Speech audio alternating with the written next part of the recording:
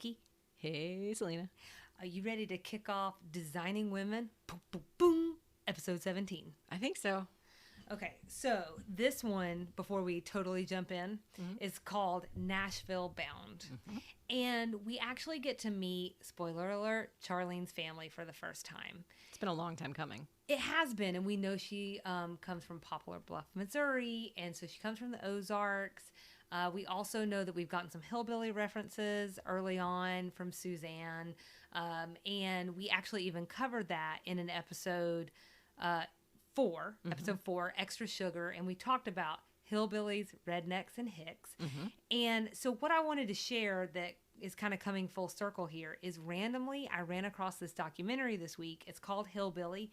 It came out in 2019, and I'm just going to share the description of it real quickly because it covers a lot of ground, and I feel like I'm going to mess this up. Okay. So it seeks to expand understanding of Appalachia, potato. Tracing the evolution of the hillbilly stereotype in the media and culture by connecting it to corporate exploitation of the region's natural resources. Oh, Lord. That's a lot of ground. That's a lot of ground. And actually, one of the things that struck me is that they talk about deliverance. They talk about Loretta Lynn, coal miner's daughter, and which are things that we covered in that Extra Sugar.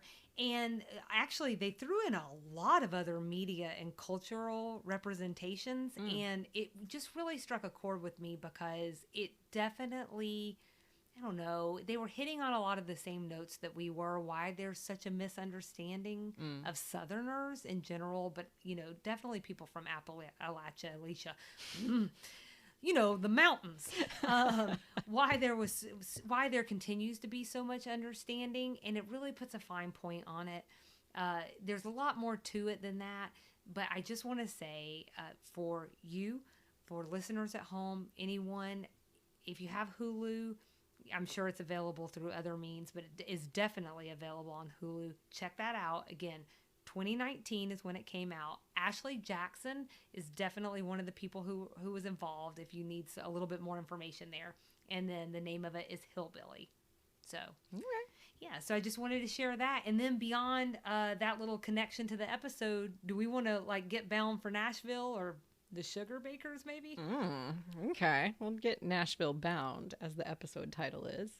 So this week's episode description is: a chance meeting with a hotshot promoter at a party convinces Charlene that she will be the next big Nashville star. This one aired on March 16th, 1987, was written by LBT, and news to me, directed by Harry Thomason, LBT's husband.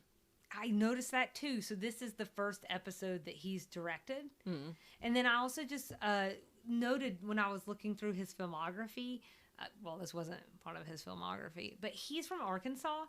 And all this time, like, I don't know. I think I know at some point, obviously they lived in Arkansas. It's very well known if you know who they are and read about them, that they're friends with the Clintons. So all these times that we've gotten like the Razorback references. Right. I've been thinking LBT hat tip. Yep. But really, he was born and raised there, I believe. So it's really a hat tip to him. Right. So, and them. Him and them.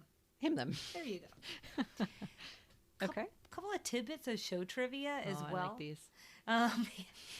So Charlene, there's going to be a part in the episode where she introduces her family. She does not actually introduce Carlene, who will later be featured on the show.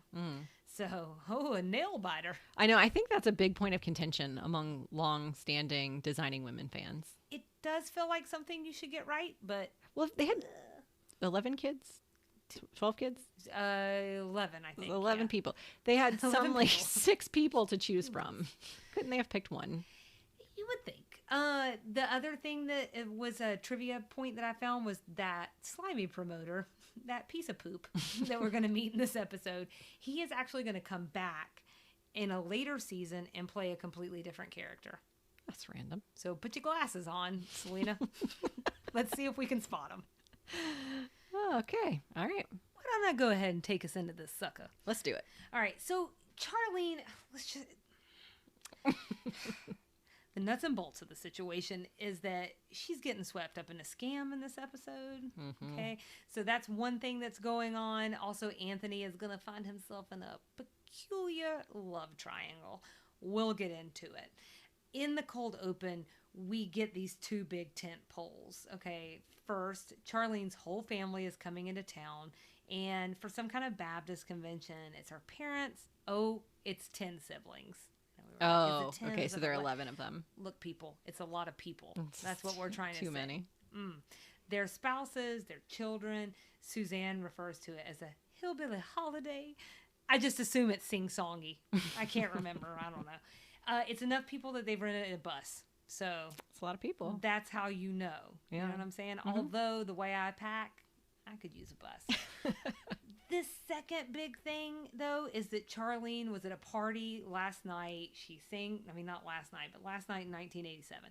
She sang karaoke. She gets approached by this guy. He's a big record producer in Nashville. His name's Galen King, and he's going to make her a big recording star. Allegedly. That's right. And let's just go ahead and stop here because I don't understand. You love Charlene. I love Charlene. Lady is not learning the lessons. She's not. She's really not. She had a whole New Year's resolution about this. She had the shadow situation, which she was right about, but it was a lesson moment. She had Paul. Mm-hmm. It's lesson after lesson. And I think what's going to come into play is that maybe the people around her are getting a little tired of that. If you're referring to Julia, then yes, you're right.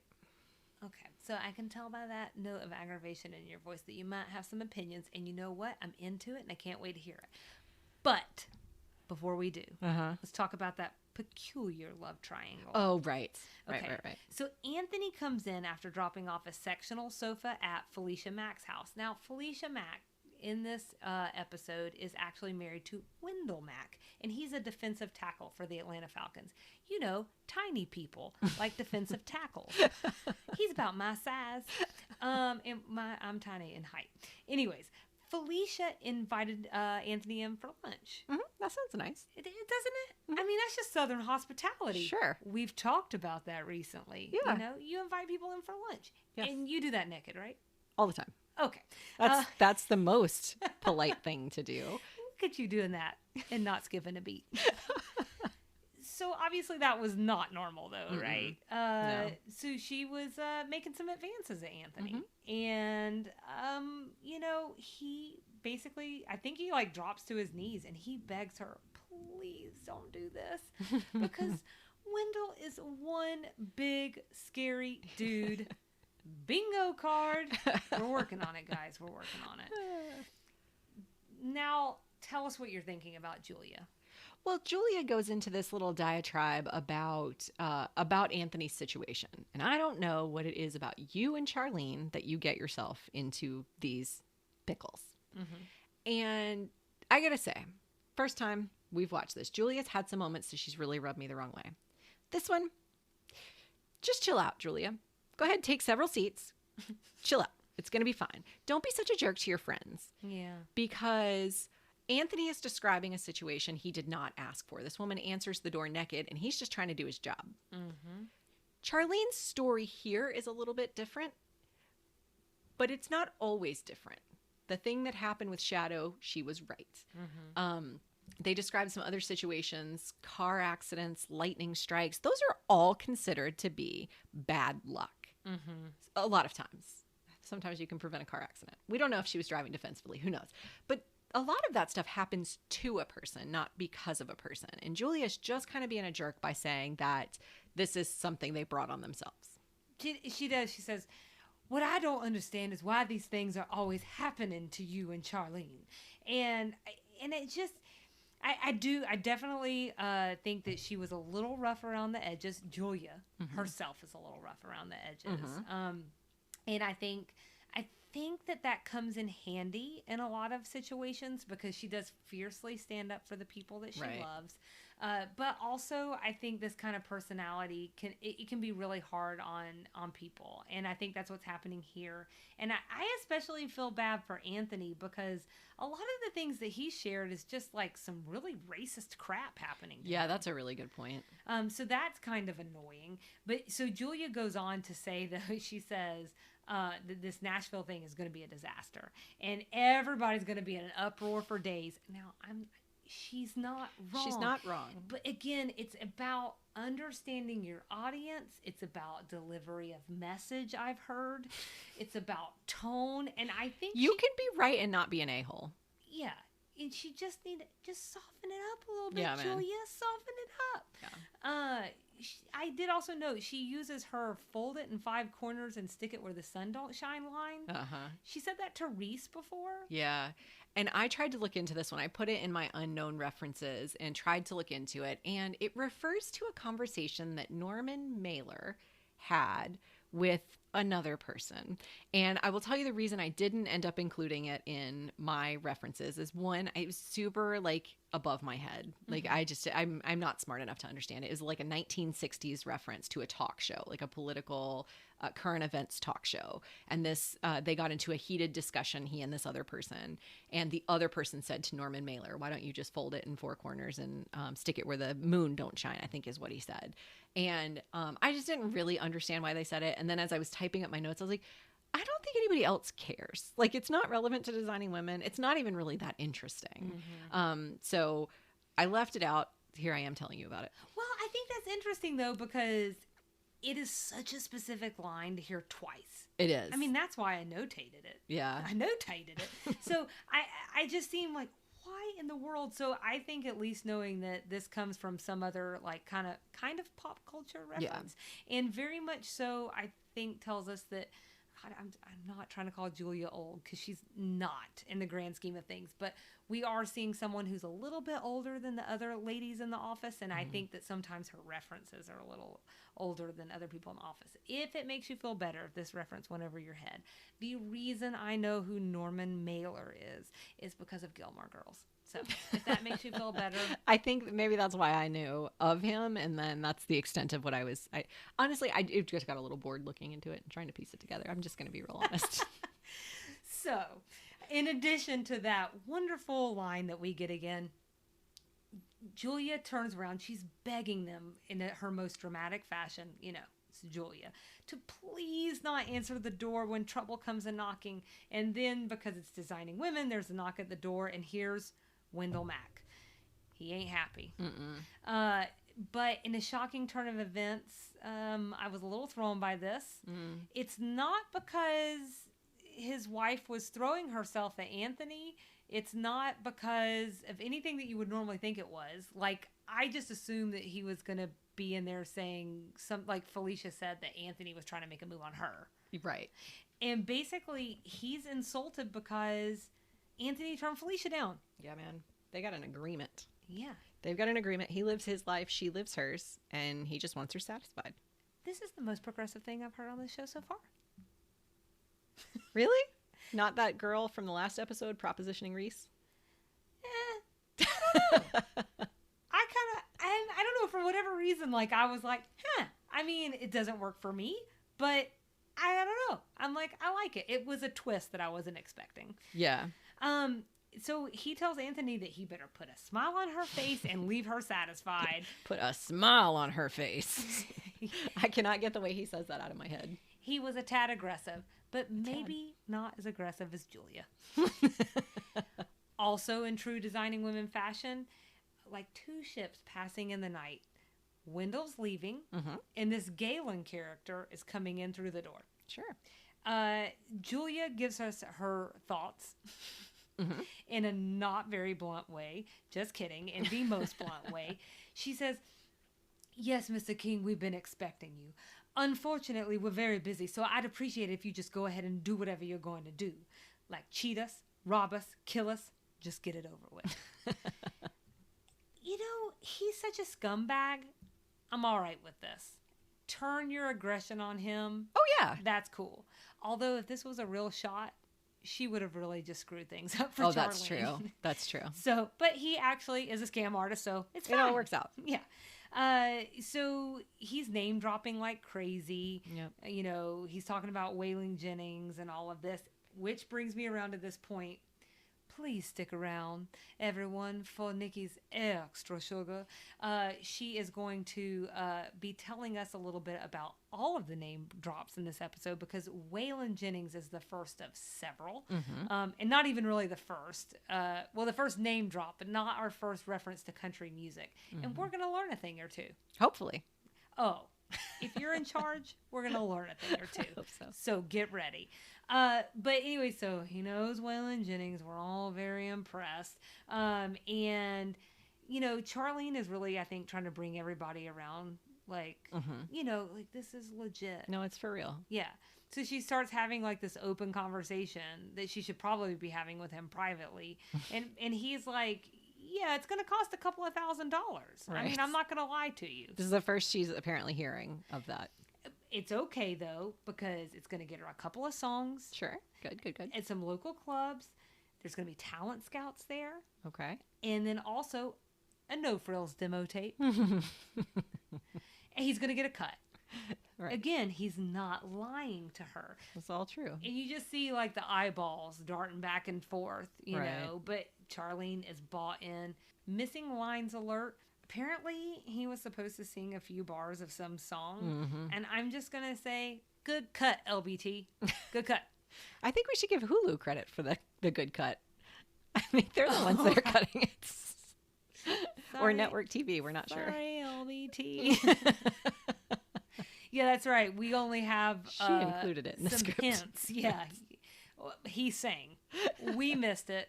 That's our gift. We're not sad about that. And I'm not even I read it and my eyes were rolling back in my head. You know, he calls himself a star maker. If he doesn't make it happen for her, may he be struck by lightning. And basically, Mary Jo ends the scene to say, you could get your wish.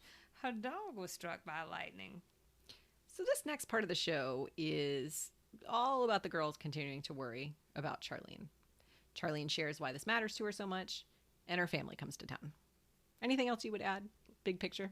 No, I think that's the summary. All right, we're done. Just kidding.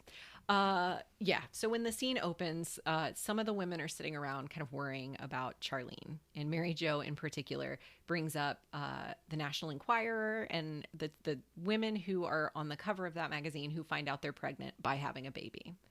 And I just point this out because this actually happened to a family member of mine. Oh. Has this never happened to one of your family members? No, I think I'm in the grocery store line along with Mary Jo on that one. Okay.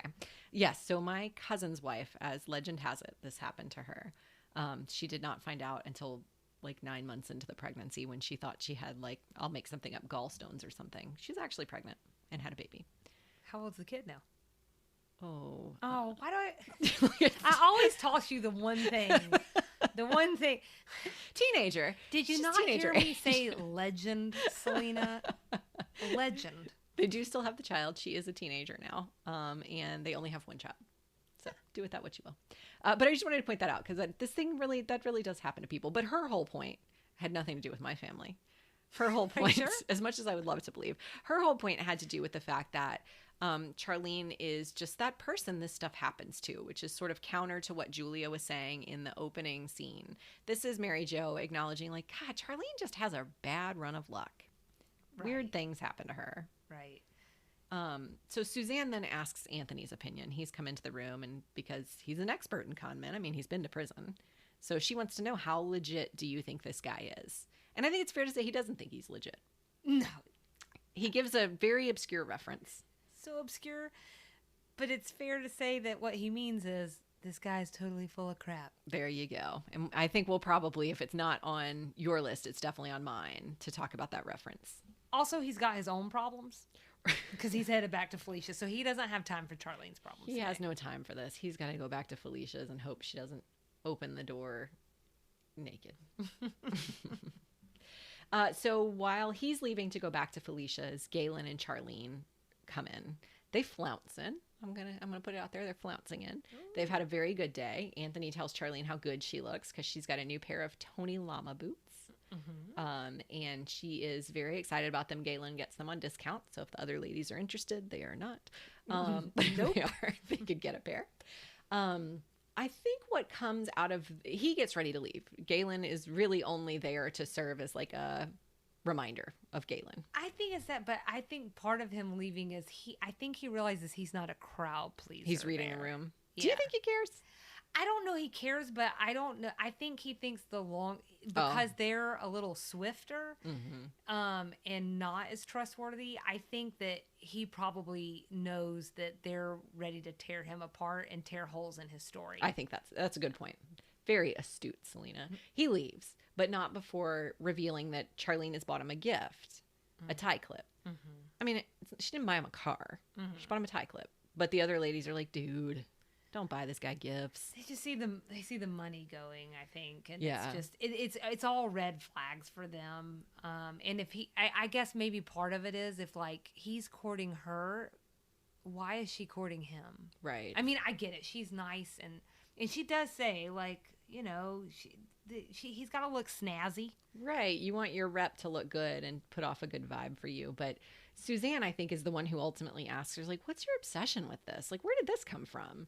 The same way I felt. I don't know if you felt this way. We've never really talked about her wanting to sing country music. I think that's one of the things that was a little befuddling to me about this entire episode. Yeah. Is it's like, from this episode's vantage point, it feels like this may be the only thing that Charlene has ever cared about. Yeah. And watching the rest of the series up to this point, I don't think we've ever even heard her mention music hardly. There was a Loretta Lynn connection.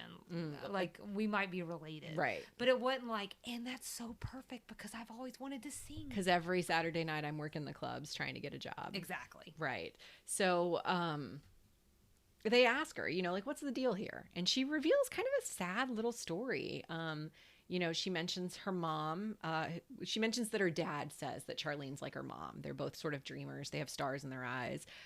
It sounds like maybe her mom had a little bit of a dream of being a singer. She would escape from Poplar Bluff and go to Nashville and go stand outside the Grand Ole Opry on Saturday mornings when she just needed to get away from the family.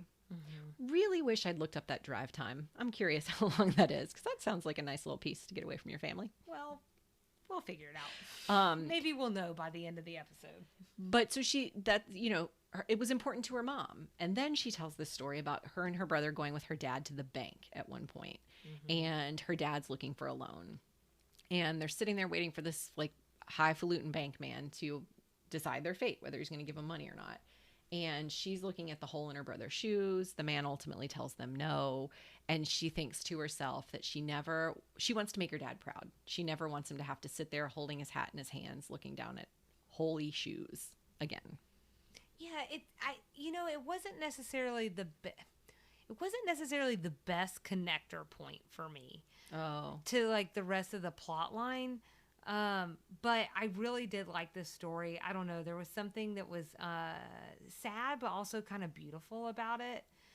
Because I think it really painted a very vivid picture because I could picture her dad with his hat in his hand.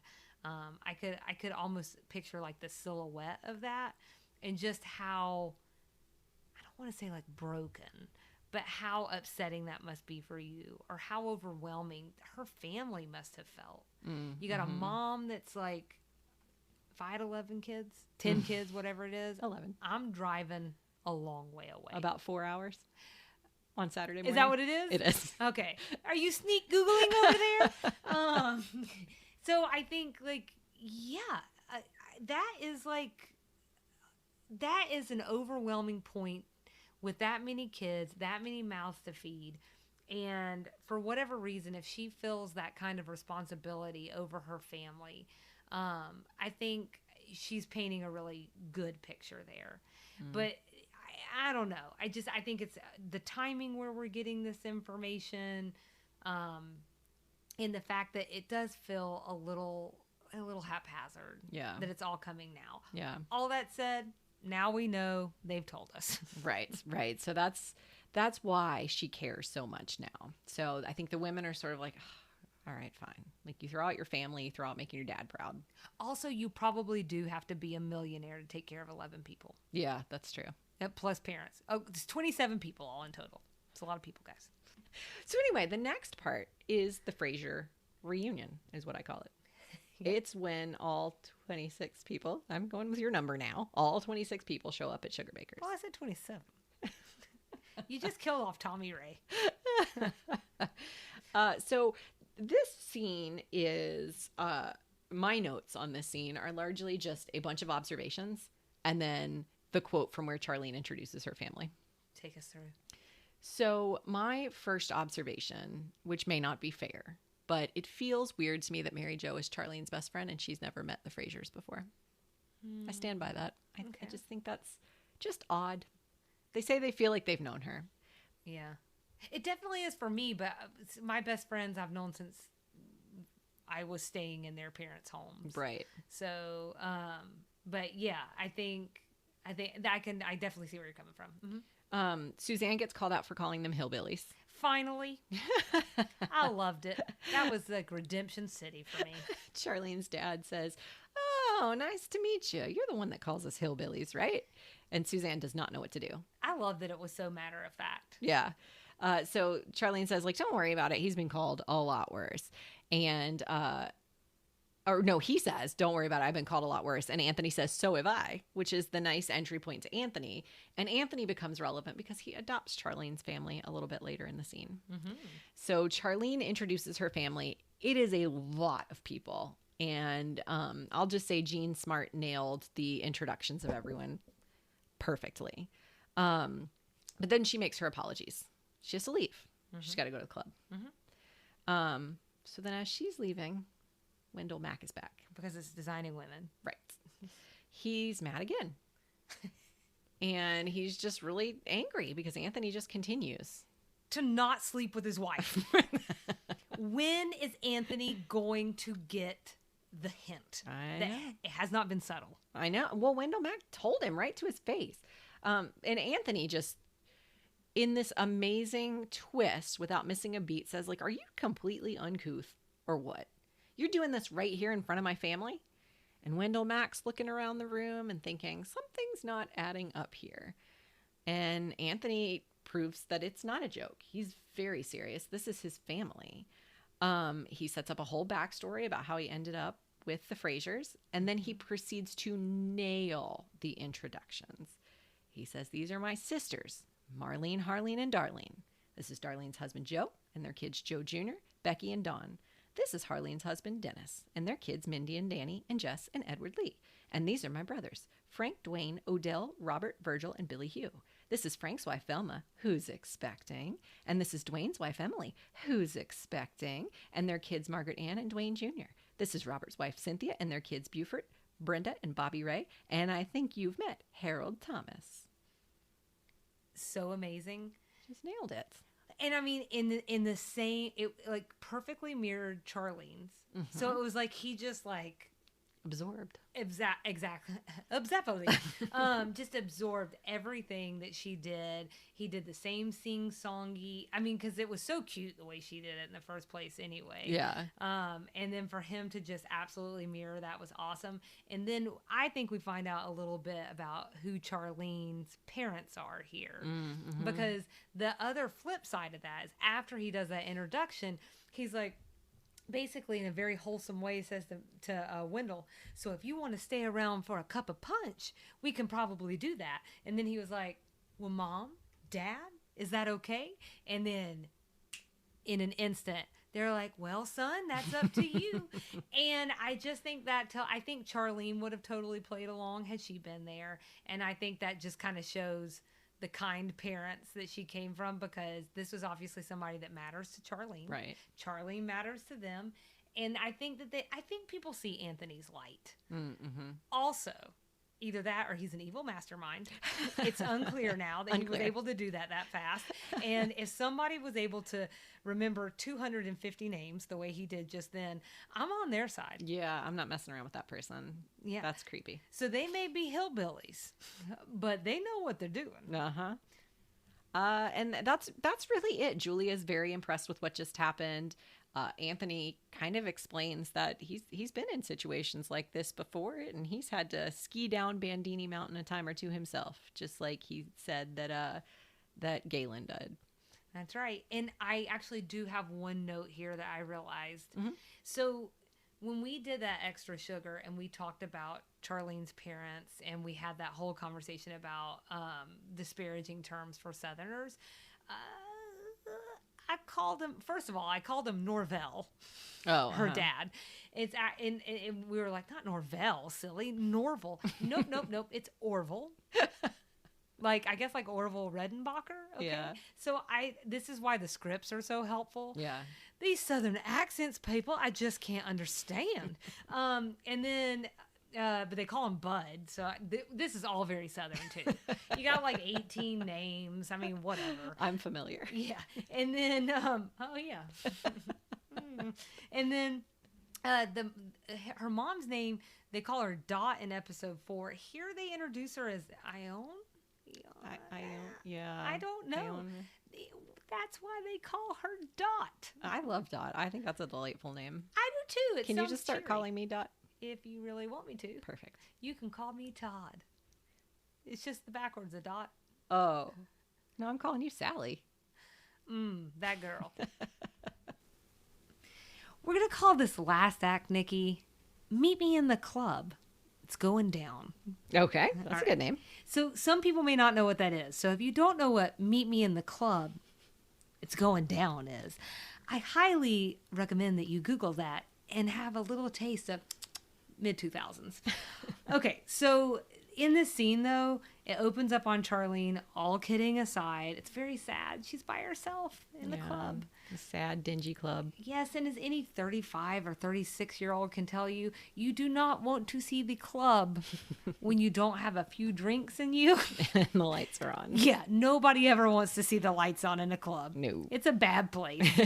So she looks sad. She looks broken. I mean, we don't have to, paint the picture here, really. I mean, all this whole time we're talking about she's with a scammer and now she's been scammed. Now her family's in town. But how beautiful would it have been if she hadn't really been scammed? How cool would this episode have been if Charlene had been right? I think I would have been so mad. Oh, really? That I probably would have walked away from the show. Oh, well, good choice then, LBT. I only say that because we put all reality to the side over and over and over again. If this guy, how slimy he's been, how ridiculous he's been, had wound up being like a real deal thing, I just don't think I could have even handled it. Okay.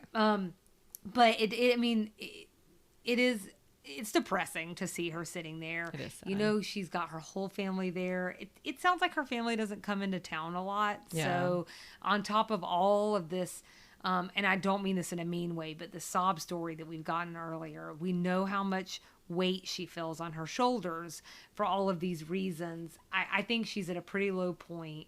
And when her family comes in, she just breaks down. Yeah. And she admits to her dad, she's been had.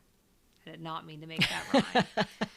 Oh, that was ridiculous. And she tells him she spent several $1,000s in the process. I think he's pretty upset because nobody wants to see their baby hurt. Yeah. We also get insight from the parents. Charlene, this is not just something that the ladies at Sugar Bakers have had to deal with. No, it's a lifelong pattern. They've had dinner with more Jehovah's Witnesses and Avon salespeople than anyone in America. So, just as Charlene is kind of throwing in the towel, I think, she's finally about to say she is never going to trust anyone again. And for this week. Yeah. But in designing women canon is that we have to have someone waltz through the door. Sure. It is a little surprising, I think. I don't think I expected to see this part coming. No. It's Galen. Mm-hmm. He's back. Right. And he's felt guilty. As he should. Well, he should definitely feel guilty. I think in an odd twist here, whether you believe it or not, here's what we learn, is that no one has ever wholesale believed his line of absolute bullcrap before. Right. Like Charlene did. And God bless her. He's driving away. I just had a thought. That is an awful lot of work for what winds up being like, what, $1,500? Oh, uh-huh. They spend a lot of money shopping. That's true. So That's true. it's not exactly like the big get that's going to get them far. That's true. Why? What is even happening? Anyways, so he feels bad. He's coming back to make amends. And besides the fact that he's giving back the money minus what they've already spent, he's telling her, like, here you go. This is for you. Right. And of course, this is after Anthony has like really dug into being a part of this family. Well, wouldn't you be after they took his side in the last scene? I'm like, I want to be Anthony's family. But him and the rest of her brothers, do they need to take him out back, rough him up a little bit? First of all, I think we should have probably gone through on that a little bit. Just knocked him around a little bit. I don't know. Not to, He had it coming. He did. And then all of this, he tries to scam her one more time. Man. And finally, though, she tells him to kick rocks. And we kind of play this out in a nice way because finally, with a group of 30, the manager decides to come out. What are you all doing here? Oh, I've been hearing this noise for 10 minutes. But, and Julia does a sweet thing, and she pays him so that Charlene can sing to her family and her friends. And, that's really where the show ends. I'll just say that this definitely showed to me that Charlene does have a theater background. This is not country music. No. I didn't know this song. No. Did you love it, Nikki? Fun fact, I hate when they put songs in sitcoms. It's so ill-placed. And I really do not like Broadway. I know that it's a lot of special training. I know that those people have talent, but it feels very overdone to me. It feels very, because you have to have that stage training to get your voice to project in a certain way, and you've got to have the drama behind it. It feels very dramatized and not real to me. So it doesn't work for me. So this whole scene was very wincy to me. So what you're telling me is you don't want me to sing us off. I would prefer if you didn't, but other people like Broadway singers. So that's so nice of you to call me a Broadway singer. Well, I think that pretty much just takes us out of this show then. We get it. It's a done deal. So let me ask you then, if you don't want me to sing, how about we rate this sucker? Let's do it. All right. Do you have a rating scale? You go first. I did something out of something. No Frills demo tapes. Oh, that's good. It was hard to pick a good one for this one. Yeah. What did you have? I'm going to go with yours. So No Frills demo tapes it is. I gave it a 3.5 out of 5. Ooh, that's generous. It was. And the whole thing is really based on two things. Okay. While I did not entirely buy into her story this late in the game for why she feels so beholden to this dream, I did like the story. And I did like this idea of like wanting to make your family proud. I think that's something that drives many people. It's something that has certainly driven me over the years. Not every time, but sometimes. And then Anthony, man, they finally gave him something good to do, and he did it. Man, that was so impressive. Give him more. Yeah. Give him more. And let's just focus it all on him. Other than that, there was a little pandering to the Southern things. I'm going to do a total like, where's the Southern things? Now it's all Southern things. Like it was just like a lot of name dropping. Again, stick around because Nikki's going to talk about some of those name drops in our extra sugar. It is guaranteed to be a good time. And that's pretty much where I'm landing on it. Huh, that was generous. I'm going a full point lower, but I will do 2.5 instead of 2. Okay. Okay. The singing, man. The singing at the end was just enough to sing me off. I was just very ready to turn that off. I love Charlene. I love a Charlene storyline. I think it's unfortunate that every storyline has to be this sort of thing. Not necessarily bad luck. It really does have to be her buying into something that we can all see from a mile away is not a great idea. I just hate that. I just feel like it gets a little old. let's take a break from that. You know what I'm saying? Right. So we're on episode 17 and we've had probably 5 episodes like that, maybe 4. Yeah. It feels like a lot. It just feels like a lot. I just feel a little annoyed by that. So not my favorite episode. I feel like I keep saying that lately and I want to change my tune. I love the show overall, and it does have these amazingly bright spots. Like, I remember the first time watching it, I thought Jean Smart just nailed it. I just thought, oh, she's so good at that, introducing the family. And then Meshack Taylor, not like a minute and a half later, coming behind her and doing it with like the emphasis exactly the same, the tone exactly the same. It's just brilliant. That's just brilliant. The writing was brilliant to make that happen, to pull that together. So there were some bright spots, some things I really liked. Suzanne wasn't really focused on in this episode, but she was so cute in the beginning when Galen compared her to Vivian Lee, and she said, "I get that all the time." Just like her voice is so cute. So there were parts I really liked, but overall it's kind of a silly storyline. Yeah. So we're men it down the path, but we'll get there. I have a feeling that the next episode might be good. So, I had a couple. I know you don't like the combination category. It's not that I don't like it. I don't get it. It's just confusing. It's confusing to me. Okay, so like, 'cause sometimes things are like, it's something that reminds me of the 80s, but it's also Southern. Or it's something I had to look up and then I realized it's Southern. So Okay. I'm combining them together. But I told you I was going to take those out. So I left this one in. Okay, perfect. I think it was based on sheer exhaustion is what I'm going to blame it on. But what I had in this combination category was the Bandini Mountain commercial. Yeah. That's mentioned this is like that obscure reference that you were talking about that Anthony made. I just had no idea what this was. We'll link to one of the commercials so you guys can see it for yourself if you've never seen someone ski down fertilizer or cow poop. That's what it is, guys. It's cow poop. It's a mountain of poop. That's why we were saying he was saying that Galen is full of crap. And this thing is like a 100-foot tall mound at the headquarters of this Bandini fertilizer company in Commerce, California. So, Quick question. does it stink there? Is that your question? I assume. Oh. My question was going to be, do you think they periodically like adjust it? Or is it the same fertilizer that was there? I mean, maybe they have to add to it because it degrades over time. I have no idea. Is it the same mountain it was in 1984 whenever the commercial was made? These are great. Is it still there? Oh, the That way one you thing read that. That's true. I did read it in the present tense, and I apologize for doing that because I don't know. Oh, okay. Maybe Okay. it's there, maybe it's not. Oh, wouldn't that just be thrilling if we took this show on the road to see if we could stand on top of a poop mountain? Let's just go to Nashville. But this we'd have to go to California for, right? That's why we're going to go to Nashville. I could take a California trip. You go stand on top of poop if we could do some other things in California. That is correct. So we're just saying, Bandini, if you're still in business, we'll come Hit stand us on up. your poop mound. My other combination reference, because first I wasn't exactly sure who they were, and then I realized it was like a Southern thing and also an 80s thing. So we're hitting all the check marks. Jimmy Swaggart. Oh, right. He's a Pentecostal televangelist.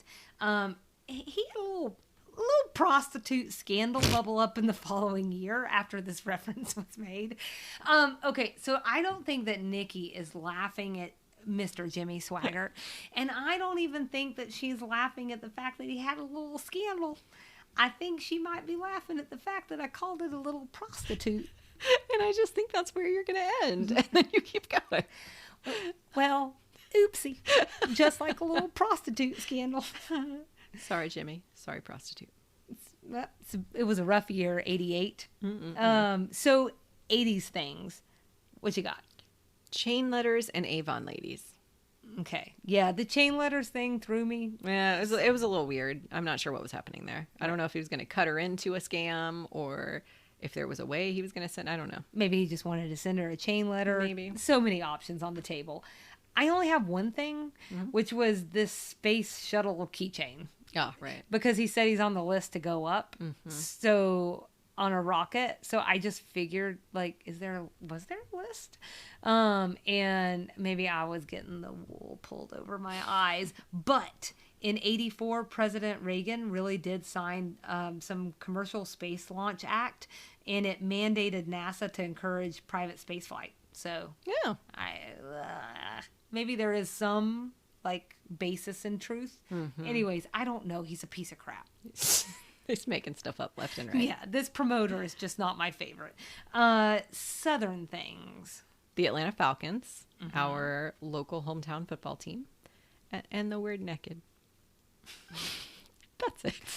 I think you're going to start saying it like that. That's what I think. It's the sign of a good time. I don't know.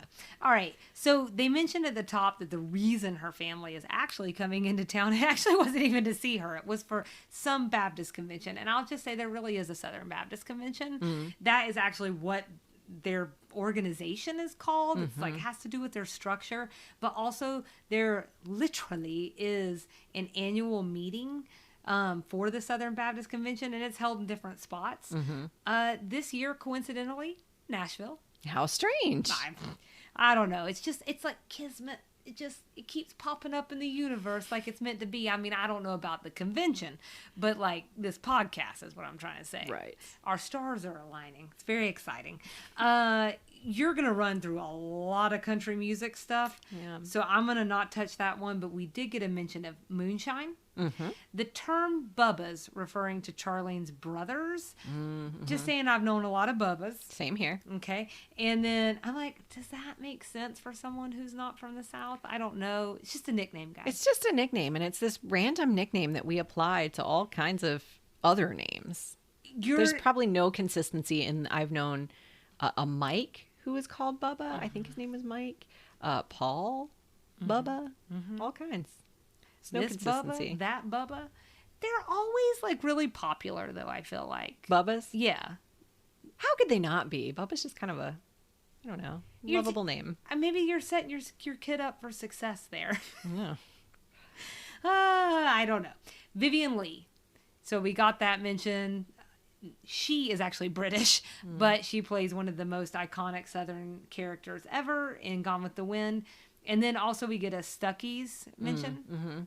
Didn't know what that. I mean, I do know, but I don't know. Right. So this is a rest stop. They were at one point in time all over the U.S. There's much fewer of them now. But it just has kitschy souvenirs and their Southern candies. That's what I'm familiar with seeing. Right. I literally picture them in a wicker basket. Oh. At like small convenience stores where I'm going, and I'm looking and deciding whether I want to pee in my pants or in what I can only assume is a bathroom that bad things have happened in. Oh gosh. So next time that happens to you, could you get a Stuckey's candy bar and try it and report back? I totally will, because I have not actually had a pecan log. Oh yeah. Even the name doesn't sound good. This is no offense to you, Stuckey's. It's something about the log. Also, I want to be very clear. It is not Stuckey's I'm going in when I'm questioning peeing in my pants versus the bathroom. This is where I tend to see the candies out. They sell on the counter. packaged branded candies. That's correct. Right. So Stuckey's is actually known for very clean restaurants. Their website told me. References that we had to look up. What would you look up? The JCs. So early in the episode, Charlene says something about her brother Robert and her performing for the JCs. The first time I watched it, I just assumed it was maybe like a local family. And then I was like, gosh darn it, I'm going to have to look this up and make sure. So it's actually an organization called the United States Junior Chamber. It's a leadership training and civic organization for people between the ages of 18 and 40. I did look this one up too. The reason I know is because I feel like you and I might have the exact same thing from Wikipedia written down. I tried to look at their website, but I needed a little something more condensed. There was like missions and values. You sound great. I'm just saying I needed something short. And so the other thing that's kind of cool there in terms of like, I just think LBT trying to really make it sound like she's from Missouri. Charlene that's where the JCs are located, is in Missouri. There's also a lot of famous JCs and several former presidents. Did you see that on the wiki page? I did. Was Bill Clinton one? He was. Larry Bird, not a president. He's a president in my heart. President of basketball. I don't know. Bill Gates. I watched Space Jam recently. Oh, uh-huh. And Larry Bird's in it. Oh, that's true. How's it? I'm sorry, Bill Gates too. Welcome to the Space Jam. Here's your chance, do your dance. Bad news for the JCs. Uh-oh. There was a serial killer with the JC. Oh no. John Wayne Gacy, the clown one.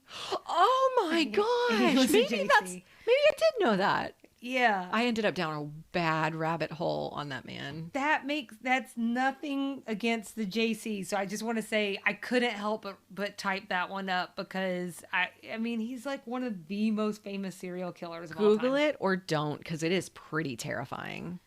Oh yeah, I know a lot about serial killers. It's not important. Everyone has a fascination. Maybe one of us wanted to be a profiler. Oh yeah, that would be a cool job. So it's interesting is all I'm saying. I can't believe I missed that because I only recently learned about him. Well, don't Google it before bedtime. Well, that's what happened to me. Oh, no. Yes. I didn't sleep for like 2 hours. Oh, boy. So a lot about the JCs there. Yeah, sorry about They're that. a strong organization. Not trying to say anything about them again. The rest of them are kind of boring on my list. I've got not boring. I mean, I'm sure they're interesting people, but after John Wayne Gacy, It's hard to come back from that. Jean-Claude Killy is an alpine ski racer. He's the one that Anthony says skied down Bandini Mountain. Or is the version of whatever. You know what I mean? Right. There was an association. There you go. Barbara Mandrell Christmas special. I'm going to talk a little bit about Barbara Mandrell, not so much about the Christmas special, but I'll talk about her in Extra Sugar and the Fuller Brush Men. I don't know if you're looking at me with a face that tells me you've never heard of this. This was in the list of people that Charlene trusted as a kid, the Fuller Brush Man. So I looked it up. This was actually a door-to-door salesman who sold like brushes and like personal I think they expanded beyond brushes and combs at one point to do like personal hygiene. But I just thought it was so strange to have a salesperson come to your house and try to sell you a hairbrush. That does sound really strange, but when you say that, my grandfather's brush that I'm picturing in my head, because I think he had the whole one, like the whole one, the same one the whole time I've been alive. And it's like one of those bristly ones that I'm like, how do you even brush your hair with that? I feel like it may have come from this door-to-door salesperson. I'm going to need you to do a little digging. I need to know. I'm going to This have blew to my look it up. mind. Yeah. My grandmother bought a vacuum cleaner from a door-to-door salesman one time. It used to be a big thing. That's so wild to me because if someone comes to my door now, I get really angry. And I'm like, what do you want from me? Why are you at my door? That is the truth right there. I'm like, please no one ever come to my door. Not to sell me something for sure. Yeah, there's a sign at the front of our neighborhood that says, they don't listen. do that. I know. So that makes it especially like, The only other thing I had on mine is one that you're just going to be like, Selena, but is the Tony Lama boots? Tony Lama. Okay, you can see I'm a fan. Like a really important designer of boots. Okay, because I read on their website that they are the most recognized Western boot brand. Mm-hmm. I'm not much of a boot wearing gal, so as we go into Extra Sugar, you're going to have to teach me all about it. I'll do the best I can. Any other references? Anything in that category? That's it for me. Okay, me too. And guess what that means? We're on to episode 18. That one's going to be Oh Susanna. So super excited to talk about that next time. One of us may have gotten excited and gone ahead and watched. It's not important. Everybody, we would love for you to follow along with us and engage. Instagram, Facebook, you can find us at Sweet Tea and TV. Or if you want to send us complaints, angry, tirades about something that we've messed up or done wrong. Don't. Send that somewhere else. Send all your compliments to Sweet TV. How do you do this, Nikki? Send this to sweetteatvpod@gmail.com. And then you can find us on the interwebs at www.sweetteatv.com. And that's where we dump all the extra crap that we couldn't get through. All the extra Bandini. You can find it on our website. Ooh, I like that. And so with that, you know how this, guys, is going to end. We're going to see you around the bend. Bye.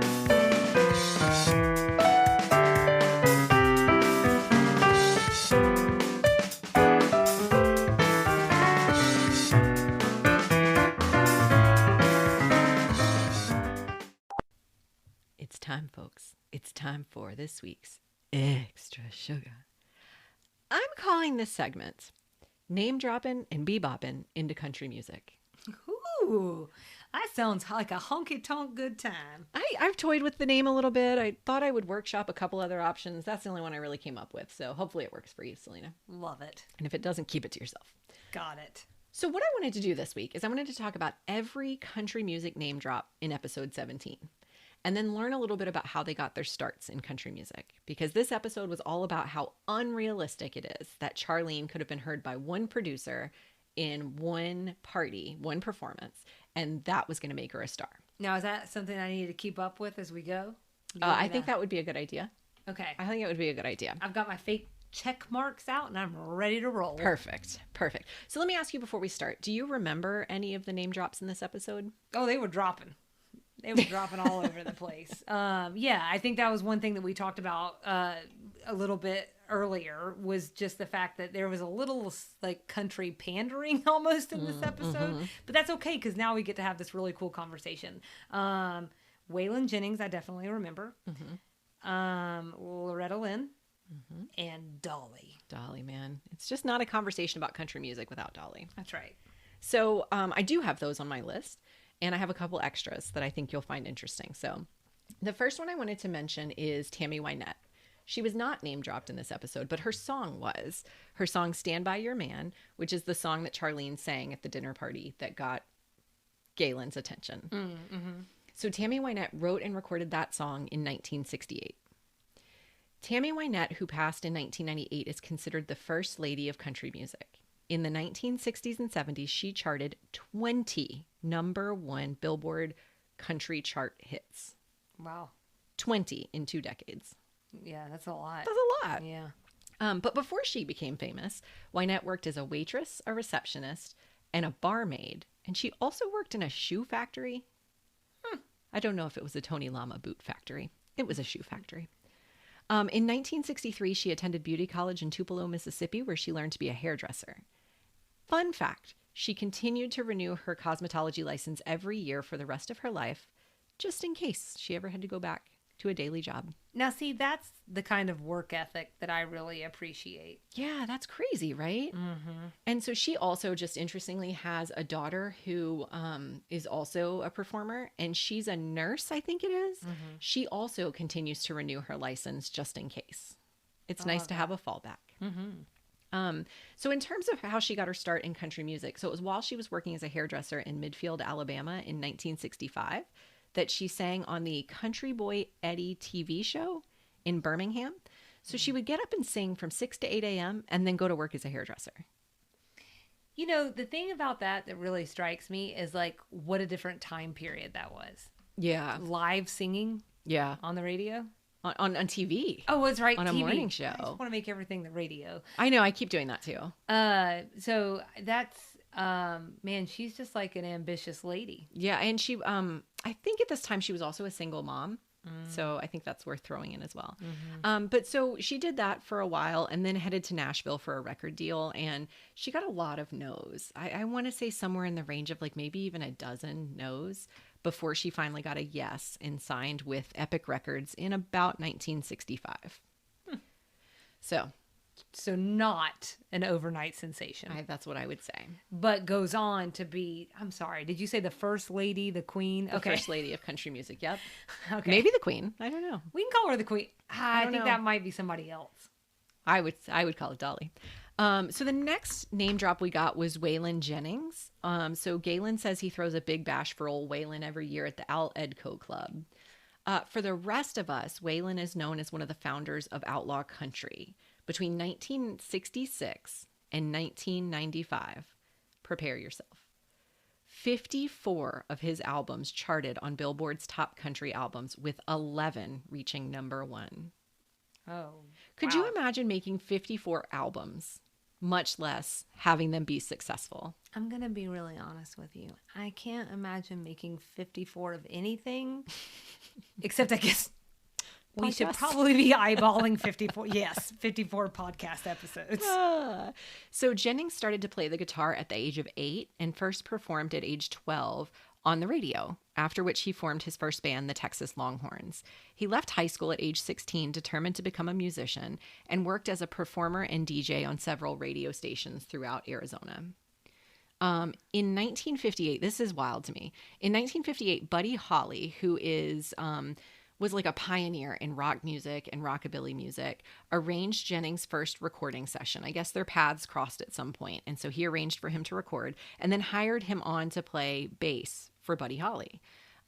Jennings actually, in like a crazy twist of life, gave up his seat on the flight where Buddy Holly, the Big Bopper, and Richie Valens were the flight that crashed and killed the three of those.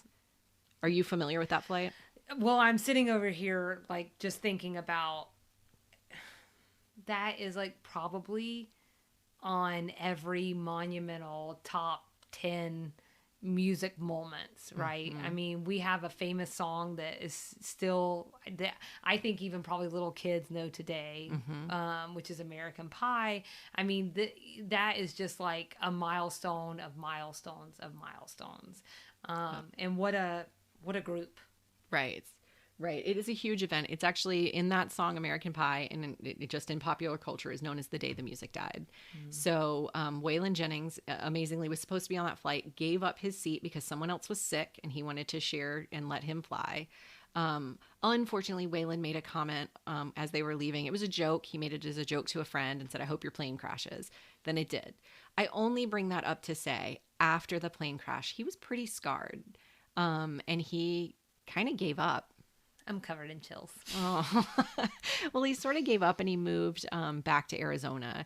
And it took him a while. He had to work as a radio DJ again for a while before he was willing to try music again. So he headed to Nashville in the mid-'60s and was signed to a label.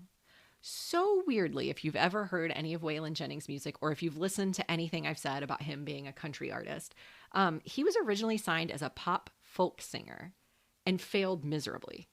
That career did not work out well. So he was signed to another label and they kind of rebranded him as a country artist. There, he was very successful. And at the very beginning of his career, for the first few years of his career, he released multiple albums a year. Fun fact. He was living with Johnny Cash during this time, and they used a lot of amphetamines. So he was very sped up and very into his work, which I think helps explain some of his productivity in music. So actually, like, obviously I know the name Waylon Jennings, okay? And I know that, like, Waylon Jennings is someone that my grandfather really admired. And also someone that my uncle really admired. The only thing I really know about Waylon Jennings is that he did a highly unusual amount of drugs. And the kind that would put every rock band you've ever thought did a lot of drugs to shame. So I think I even read that, like, at one point he was doing up to like $1,500 a day worth of cocaine. It's crazy. Yeah. So this is not dishonoring his memory. This is widely known. He was open about it. Well, I think part of it too is who knows how long he carried around the day the music died. Yeah. You know, that probably factored into it. Then you think about the lifestyle. Like, the lifestyle in the music world is nuts. Says the person who's not part of the music world. As we understand it. Yes. So I think it's just those things coupled together. That's not a judgment. That's something that happens to people in life. This is not, now that amount might be unusual, but having an addiction is not unusual. And it's certainly not something that we'll ever be judging on this show. Oh, definitely not. So there is a lot more about every single one of these people I'm talking about. I feel like this is a good point to stop and say, he was one in particular, like you said, a name I know, music I know. I don't know much about him. And so I ended up down 14 rabbit holes on all these people. And I really want to stay focused on how they got discovered because that's the tie to this episode. But if you are interested, definitely dig into each one of these people. Their stories are amazing in a lot of, in almost every instance, because these are 1987 references we're talking about today. These are really old references, and these people were from a different era. Like, their life was even in a different era. So even some of the things I'm learning about them is just, it's fascinating. There was a Rolling Stone article about Waylon Jennings after he died that really digs into how he got his start, what his life was like, what his career was like. They talk about how he was supposed to be in We Are the World. He he was part of that recording group, that superstar song from the 80s, and walked away from it over a disagreement. So there's just a ton of interesting facts about all of these people. So I'm going to stay focused on how they got their starts. You know, I'm going to take you down 17 rabbit holes, so you better just. Well, I know I'll go right with you. Yeah. Well, I think the other thing too is just remembering on that thing that we dump all our crap on will also be, that's what I call website. That's all websites are, right? It's where people dump their crap. Our crap is just gold, and we'll link to some stuff so folks can do some extra digging if you were just razzle-tazzled by this. So the next one is actually, when I say that I had to really scale back, this next one was tough for me. She's a real legend.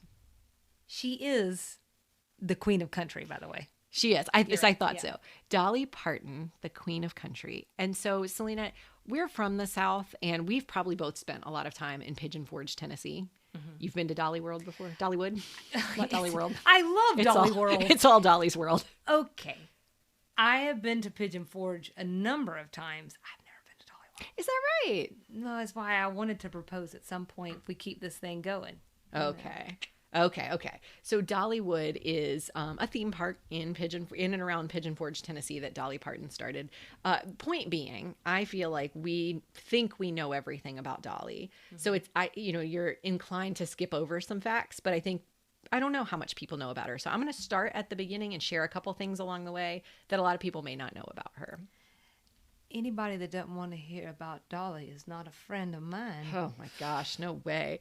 So she was another Galen name drop in this episode. He listed her as one of the greats. He said when he heard Charlene, she reminded him of Dolly and all these other people. So Dolly Rebecca Parton was born in 1946 in a one-room cabin on the banks of the Little Pigeon River in Pittman Center, Tennessee.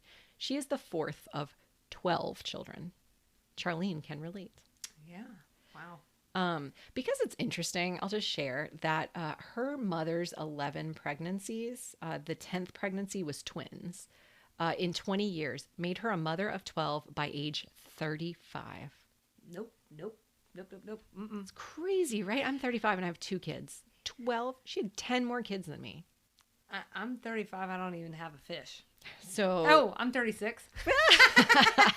I'm not trying to de-age myself, honestly. So I don't know. Her mom might be the real hero here. Mm-hmm. At age 10, Dolly started performing professionally, appearing on local television and radio shows in Knoxville. I have a really cool video of her performing at 14. It's like one of those old-timey cameras, like that you can see the grain of the film or whatever. Oh, There's well, no you can sound. do that on Instagram now. Yes. That's true, Mm-hmm. right? There's no sound, but all you can see is her, and she's 14. She doesn't look 14. From what little bit you can see of her. It's Dolly. She's Dolly. She's got the big hair. She doesn't look 14. Yep. So she made her Grand Ole Opry debut 3 years later. Set on a career in music, she then moved to Nashville after finishing high school. Around this time, so about 1967, she made an appearance on the Porter Wagoner Show. And for Dolly, really the rest is history. The Porter Wagoner Show was her big break. I don't know that everybody knows what that is. Right. See, I mean, I know who he is because you're probably going to get to some tidbits that are relevant to this. But yeah I think Dolly has certainly eclipsed that big break. Yeah. So I think the background is helpful. So he, Porter Wagoner had a show on TV for years, and I don't have the exact dates in front of me, but like 15 or 20 years. It was a really long time, and it was like a country music variety show. Mm-hmm. And throughout the show's tenure, he had women who would join the show and sort of be like a duet partner for him. Mm-hmm. And so about 1967, Dolly became that partner for him. She filled that role. She was on the show for many years, and they got really close. They performed a lot of duets together. They recorded together. And at some point she decided to break away. And I tried to look into it. I don't know if you know more than this. I tried to look into kind of what caused that break, if it really was just sort of like a amicable, I'm moving on and I want to focus on my career, or if it was something less amicable. I'm not sure. I don't think we'll ever really know. None of us ever really know behind the scenes. And even if there were articles, it's usually like, it feels like all that stuff becomes a lot of hearsay. Right. My understanding is that just from people in my life who are very interested in that aspect, I think there's a lot of myth that exists around that relationship. People love to make things salacious, whether they are or not. Right. Okay. But I think that there was a rift in the beginning, more so on his side, but it sounds like, obviously, burnt bridges were mended. So obviously for two reasons. One, the song I Will Always Love You that everyone credits to Whitney Houston and the Bodyguard soundtrack, it's actually a Dolly song. I feel like at least 10 family members of mine went, trust me, we do not all attribute it to Not Whitney everyone. Houston. Fair. Many Definitely people. a lot of people do, yes. Many people. And especially people our age might not realize that that was actually originally a Dolly song. And actually it was originally written because of their professional break. She wrote that. And when he died, she was one of a few people at his bedside. He died of lung cancer, I think, and she was there when he died. So there's so much about Dolly to say. She is a philanthropist. She is obviously still a very active musician. She's Miley Cyrus's godmother. Just a reminder, too. We will, if you want to, dig into Dolly more because there's tons of aspects to her life. Dolly will make an appearance on the show. Whew. Okay, so I'm absolved, other than to say, if you're keeping track, Selena, Dolly had a little bit of not a rocky road, but she just had a winding start in the country music industry. Right. So not anyone has fit this bill of just immediate stardom. That's accurate. So we're going to move on to Loretta Lynn. She's another name drop in Galen's list of the greats. She is 89 years old, still alive. Dolly also is alive, I should say. She was born in Butcher Holler, Kentucky. I think she had 7 siblings. I'm not writing a thesis here. So I think she had a lot of siblings was the point. Her father was a coal miner and he died of black lung disease. So we've talked before about coal miner's daughter, so I won't really get into that. I do have one kind of fun fact. Through her maternal bloodline, she's first cousins with country singer Patti Loveless. Okay. And also a former Miss America. So Loretta got married when she was 14. She and her husband were married 50 years until he died. I literally, I know this because I love coal miner's daughter, but just even to hear those words, it is mind blowing. I cannot imagine being married at 14. And he was significantly older, right? Yes, I think so. I think that he may have been like 26 or something when they got married. Yeah. So that is significant. They had a very rocky marriage. Again, something I'm not going to get into here. That was his name. Yes. Their marriage was really rocky, but she stayed married to him, and I think in various places called him like he was the greatest lover of her life, and she couldn't imagine life without him, regardless of all the things that went on. If there is one of very few things that I know about country music, everywhere there is a shining female star, especially in previous times, there was also like a woman who didn't have the best husband. Patsy Cline is another example. Actually, Patsy Cline and Loretta Lynn, I think they toured together. They were friends. And so I think it's sad and you don't ever want to hear about horrible things happening to people. But I think those people's stories finally coming out and talking about some of the domestic abuse and stuff that happened in some of those relationships, I think that's really important because sometimes I think people in real life, they need to see that they're not alone and connect, I think, to even know that like something bad is happening in their own life. Right. Dolly, bring it back up. Sorry about that. Dolly has had a really productive marriage and is very happy with her husband. It's not Dolly. So anyway, when they got married when she was 14, they moved to Washington. Could you imagine being a teenager, 14, and moving from Kentucky to Washington State with your new husband? No. Wild, right? Anyway, her husband bought her a $17 guitar and she taught herself how to play. That's very impressive. She cut her first record in 1960 and moved to Nashville later in the 60s. In 1967, she had the first of 16 number 1 hits. And I thought you were going to say 16 children. Oh, no. Okay. And the first of 70 charted songs. That's a lot.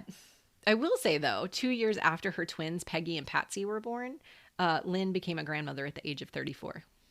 It's too young, guys. It's too young. Productive. Oh, yeah, yes, that's very productive. Excuse me. So I mentioned that she started recording in 1960. To back up just a little bit, she started actually playing in bars. So remember, she taught herself how to play guitar, started playing in bars in the 50s, and formed her own band.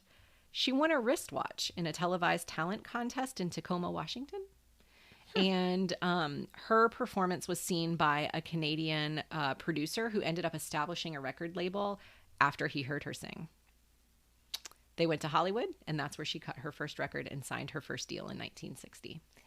I feel like just from Coal Miner's Daughter, too, I think we can definitely put this in the not an overnight sensation. I mean, she really pounded the pavement to get her music out there. She fought very hard to do that. I think that's right. And the other thing I think is so fascinating to say when we talk about how many successful songs she had in country music, she actually really pushed the boundaries in what was discussed in country music in terms of social issues. Mm-hmm. So she sang about birth control. She sang about repeated childbirth, double standards for men and women. She sang about being widowed by the draft during the Vietnam War. And a lot of times because of all of these like controversial things, country music radio stations wouldn't even play her music. Is controversial about repeated births? I may be tied to the pill. Oh, okay. I'm just like also because I think some of what I'm actually thinking is I can see that being I think I'm thinking about the times, right? So and you like, also didn't really. You just didn't have those conversations in right. public. We're not. They talking didn't about even say women being pregnant, right? Yeah, you were expecting. Mm-hmm. So anyway, I wanted to say that I think politically, the few times she's spoken about her politics, she sounds a little conservative in her political leanings. Mm-hmm. But the lyrics and the song choices are definitely a little liberal, very liberal in terms of the social aspect of things. Especially for something I think that is oftentimes categorized as very conservative. That's correct. Right. Okay. Right.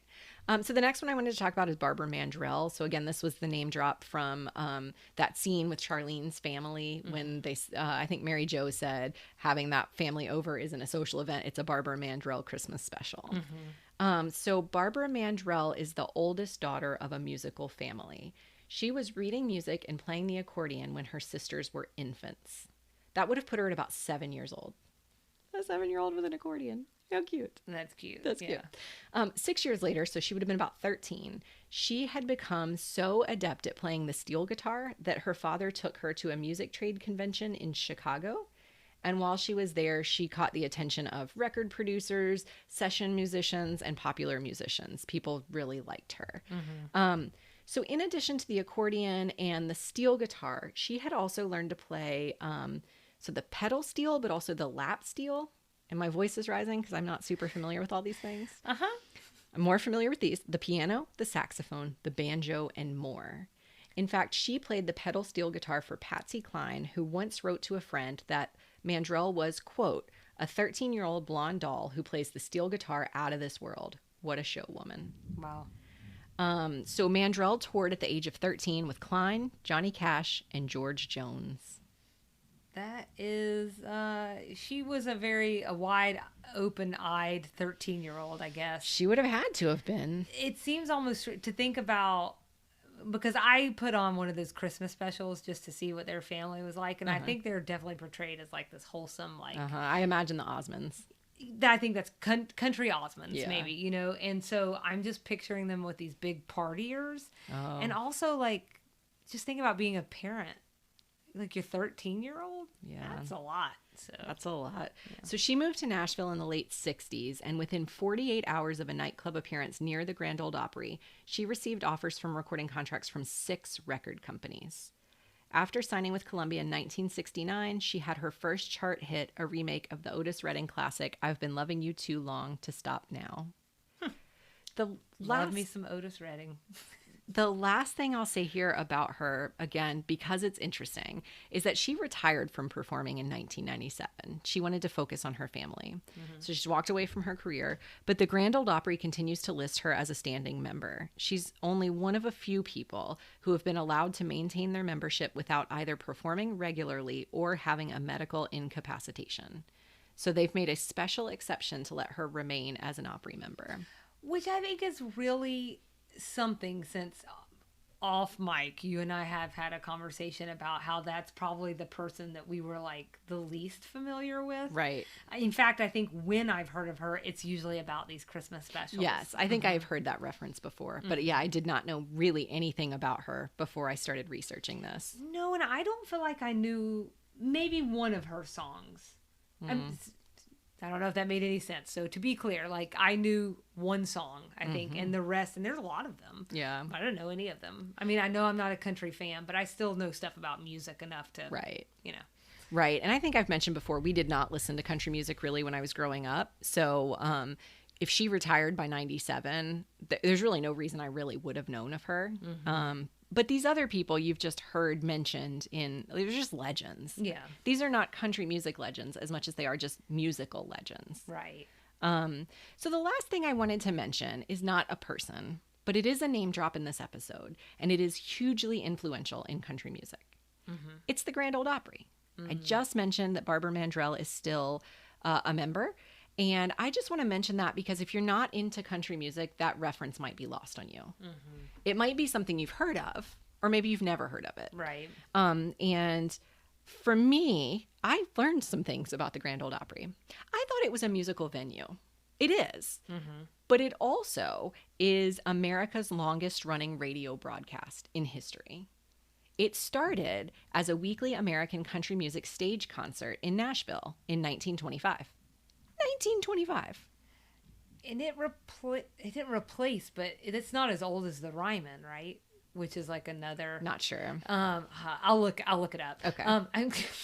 I'm not trying to. The reason I actually asked is because when I was in Nashville, we couldn't get into the Grand Ole Opry. I think you had to book super far in advance or something, so we could only get into the Ryman.